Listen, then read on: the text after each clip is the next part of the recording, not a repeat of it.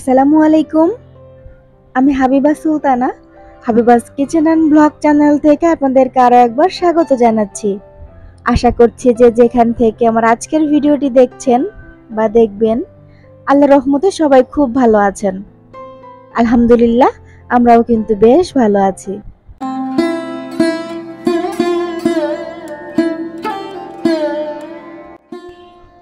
তো সকালবেলা আবরারকে রেডি করে দিয়ে বেশ কিছুক্ষণ সময় বারান্দায় দাঁড়িয়েছিলাম।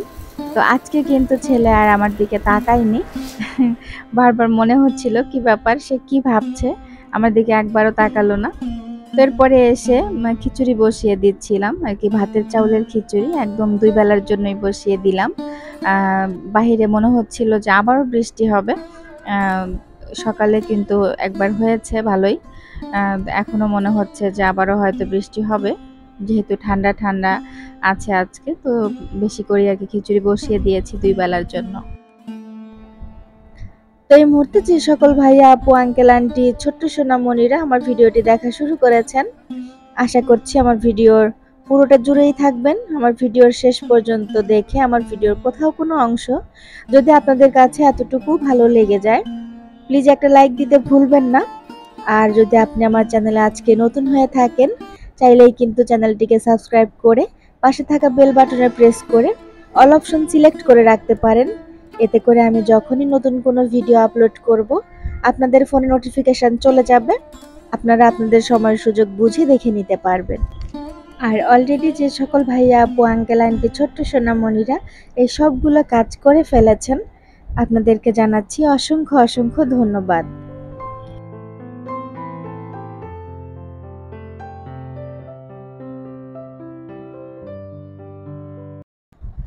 ছুটির দিনগুলোতে আসলে এভাবে করে কাটানো হয়। তবে আমি কিন্তু আহামরি কোনো কিছু করি না।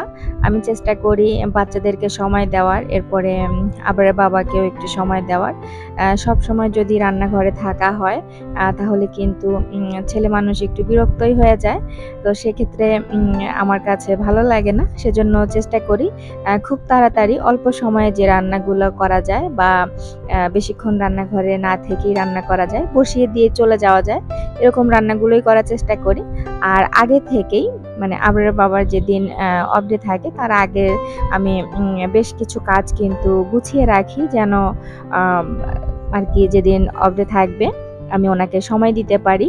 তো সেজন্যই আর কি খিচুড়ি আর মাংসটাই আমার কাছে মনে হয়েছে যে খুব সহজ রান্না। দেখতে পাবেন যে আবরার বাবার যেদিন আর কি ছুটির দিন থাকে, আমরা আহামরি কোনো কিছু বাসায় রান্না করি না। যদি তেমন কোনো কিছু খাওয়ার থাকে বা বাচ্চারা খেতে চায় তাহলে বাহিরে গিয়েই খাওয়া হয়। আর বাসায় খুব অল্প স্বল্প যেগুলো রান্না না করলেই না সেগুলো রান্না করি, এতে করে কিন্তু সবাই খুশি থাকি। তো এখানে অল্প একটু খাসির মাংস ছিল, চিন্তা করলাম রান্না করে ফেলি, যেহেতু খিচুড়ি রান্না করছি, একটু খাসির মাংস হলে ভালোই হবে। তো বেশি ছিল না, অল্পই একটু ছিল। আর আমি কিন্তু আপনাদের সাথে সেভাবে করে রেসিপি শেয়ার করিনি, কারণ গরুর মাংস খাসির মাংস এগুলো সবাই রান্না করতে পারেন। এটা আসলে শেয়ার করার মতো কিছুই নাই, সেজন্যই শেয়ার করলাম না। আবরার বাবার ছুটির দিন হলেও আবরারের কিন্তু শুক্র শনি স্কুল বন্ধ থাকে। তো সেক্ষেত্রে ছেলে দেখা যায় যে সকাল সকাল স্কুলে চলে যায়। এরপরে যখন আসার পরে কিন্তু বেশ ক্ষুধা লেগে যায়। তো তাকে আগে আমি খাবারটা দিয়ে দিচ্ছিলাম, তো সে এখন খেয়ে নিবে।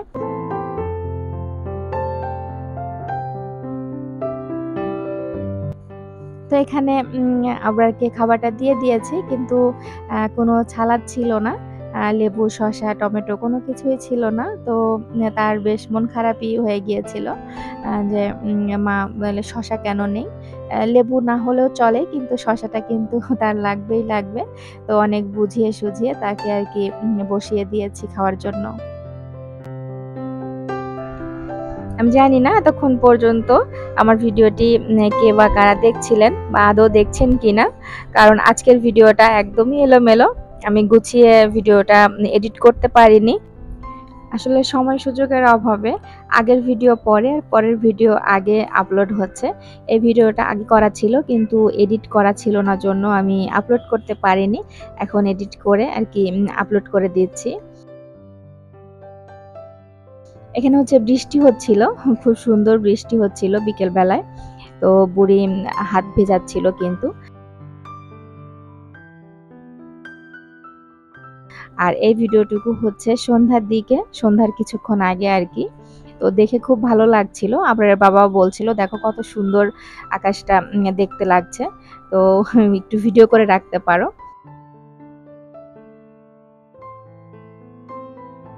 মাগরিবের নামাজের পরে আর কি আমরা একটু বাহিরে এসেছিলাম আর কি। তো বাচ্চাদেরকে নিয়ে চিন্তা থাকে যে যেদিন আর কি অফ ডে থাকে, আবরারের বাবার যেদিন অফ ডে থাকে আর কি, সেদিন একটু বাহিরে ঘোরাঘুরি করব। আর কোথাও না গেলেও একটু বাহিরে যদি বাচ্চাদেরকে নিয়ে বের হওয়া হয় তাহলে কিন্তু বাচ্চাদের মনটা ভালো থাকে।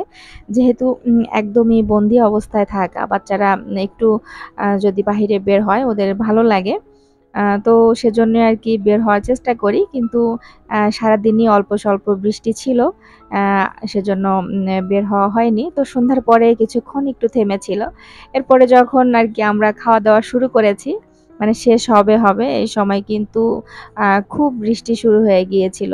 এত বৃষ্টি হচ্ছিল যে আমরা যখন মানে খাওয়া শেষ করেছি চলে আসব তখনও কিন্তু বৃষ্টি হচ্ছিলই।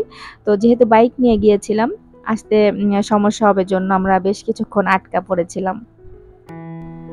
তো এতক্ষণ পর্যন্ত ধৈর্য সহকারে ভালোবেসে আমার ভিডিওটি দেখার জন্য আপনাদেরকে অসংখ্য ধন্যবাদ। আমি জানি না আদৌ কেউ দেখেছেন কিনা শেষ পর্যন্ত। তবে সবাই ভালো থাকবেন, সুস্থ থাকবেন। আমাদের জন্য অনেক দোয়া করবেন। আল্লাহ হাফেজ। আসসালামু আলাইকুম।